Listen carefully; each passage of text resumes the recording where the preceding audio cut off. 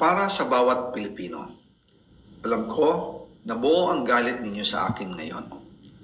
Nauunawaan ko rin kung bakit, lalo na at malaki ang halagang nakataya. Pero bago kayo humusga, hayaan ninyong ipaliwanag ko ang buong katotohanan. Matagal akong hindi nagsalita dahil may direktang utos sa akin. Huwag nang bumalik ng Pilipinas at manahimik na lamang. Umalis ako noong July 19, 2025 para sa aking medical check-up. Nakaplanong bumalik pagkatapos ng SONA ni Pangulo. Pero habang papauwi na ako, tinawagan ako ni dating Speaker Martin Romualdez at sinabihan, "Stay out of the country. You will be well taken care of as instructed by the President." Noon naniniwala pa ako sa kanila, kaya't hindi ako bumalik.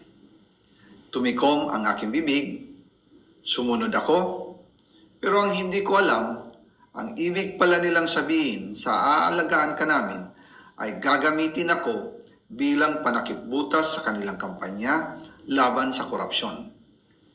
Ginawa nila akong poster boy ng kanilang sariling kasinungalingan.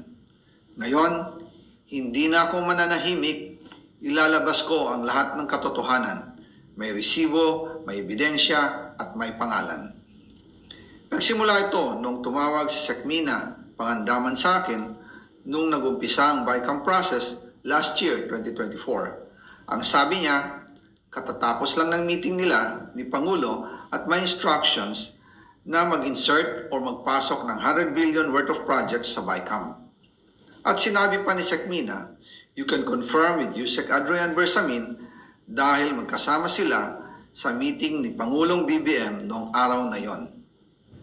Tinawagan ko po agad si Yusek Adrian Bersamin at tinanong ko kung may instruction nga ba ang Pangulo na magpasok ng 100 billion during their meeting. Ang sabi niya ay totoo nga po. Right after our conversation, tinawagan ko po si dating Speaker Martin Romualdez at nireport ko ang instructions ng Presidente to insert the 100 billion projects. At sinabi niya sa akin, what the President wants, he gets. After ng ilang araw, nag-set po ng meeting si Sekmina Pangandaman at Yusek Adrian Bersamin sa amin ni dating Speaker Martin Romualdez sa Aguado Building in front of Gate 4 ng Malacanang at nandoon din po si Yusek Jojo Cadiz. During the meeting, binigay po ni Yusek Adrian Bersamin ang listahan na worth 100 billion. Tinanong ko po si Yusek Adrian kung saan galing ang listahan. Ang sagot niya, galing kay PBBM mismo at binigay niya ito mula sa brown leather bag. Nung sinabi po ni Yusek Adrian Bersamin, yung brown leather bag, naalala ko noong nasa Singapore kami right after the elections of May 2022 sa Hilton Hotel, kami ni dating Speaker Martin and PBBM habang pauwi at pabalik ng Pilipinas, hinabol ng PSG ang brown leather bag at ang sabi ni PBBM, maiwan na lahat, wag lang ang brown leather bag. Kaya naniwala ako na utos talaga ito ng Pangulo.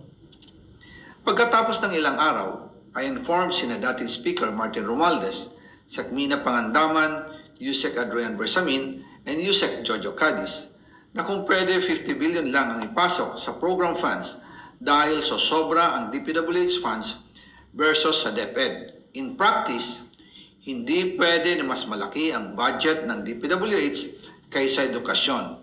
And yung balance na 50 billion, ilagay na lang sa unprogram funds for the 2025 budget. Dahil Office of the President din ang nagre-release ng lahat ng unprogram funds. Pagkatapos ng isang araw, tinawagan ako ni Sekmina at sinabi ang mensahe ng Pangulo, ipasok ninyo yan dahil pinangako na sa akin ni Speaker Martin yan at hindi na pwedeng baguhin. Kumbaga, ang utos ng hari hindi pwedeng mabali. Again, I informed the Speaker and asked clearance about the instructions ng Pangulo. At ang sabi niya, wala tayong magagawa. Kaya po nagtataka ako kung bakit sinasabi ni Pangulo na hindi niya makilala ang budget. Samantalang lahat na binawas at dinagdag sa mga ahensya ng gobyerno ay humihingi ng approval sa kanya si Sekmina Pangandaman. bago namin ginawa o tinapos ni Senator Chis Escudero during the BICAM. Sinabi pa ni Sekmina, everything is cleared with the President.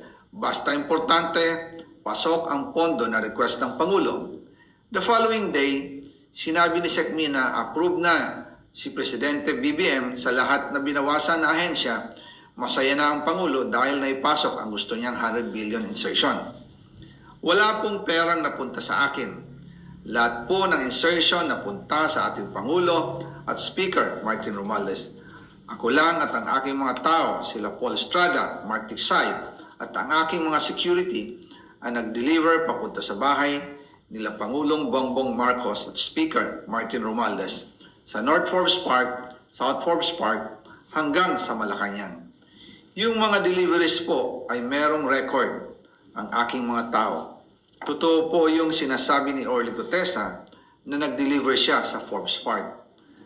Totoo din po ang sinasabi ni Orly Gutesa na nag-deliver siya sa Malacanang nung siya ay nasa Senado. Para mapatunayan ang mga litrato na deliveries ay ilalabas ko po together with this video. After po ng approval ng budget sa General Appropriations Act of 2025, nagtanong po ako sa DPWH kung magkano ang kailangan na ibigay sa Office of the President o ang SOP na bigayan. Ang sinagot sa akin ay 25%. Ang ibig sabihin nito, 25% ng 100 billion ang SOP na kailangan ibigay kay BBM mismo. In total, 25 billion ang napunta kay Pangulong Bongbong Marcos. Kaya ngayon ay hinahamon ko si Ombudsman Remulla kung seryoso talaga siya sa mga sinasabi niya sa kanyang press release na idadamay niya pati si Martin Romualdez kung magbibigay ako ng ebidensya. Patunayan niya ngayon ang pronouncement niya. Imbestigahan niya ang Fraternity Brad at ang kanyang kaibigan na si Speaker Martin Romualdez kung talagang tutupad siya sa tungkulin niya. Imbestigahan din niya si President Bongbong Marcos. Sabi nga ni BBM nung SONA, let's do it right at mahiya naman kayo, hindi po ba? Nananawagan din po ako sa Senado na imbestigahan ang 100 billion insertion ni Presidente.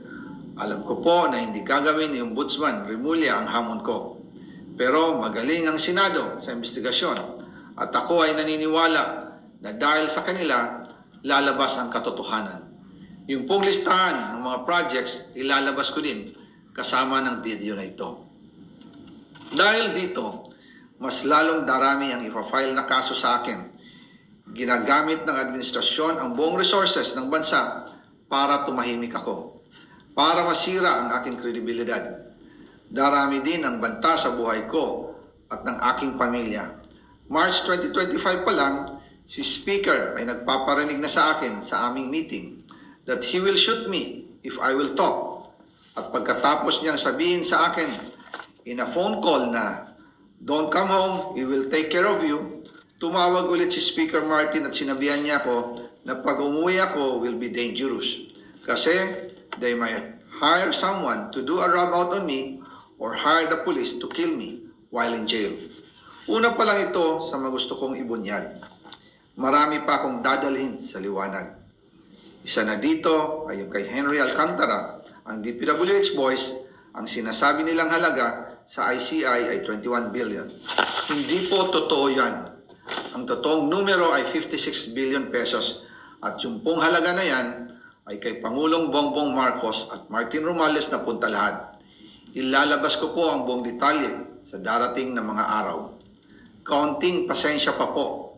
Sana po ay hindi nila ako mapatay bago ko mailabas ang lahat. Sa inyong lahat sa Pilipinas, lalong-lalo na sa aking pamilya, taos-puso akong humihingi ng paumanhin. Ginawa ko lang ang utos sa akin, pero ngayon, handa na akong harapin ang lahat. Uulitin ko po, yung pong pera, wala pong napunta sa akin. Dumaan lang po ang pera sa akin para i-deliver kay Speaker Martin Romualdez at Pangulong Marcos. Salamat sa inyong pag-unawa.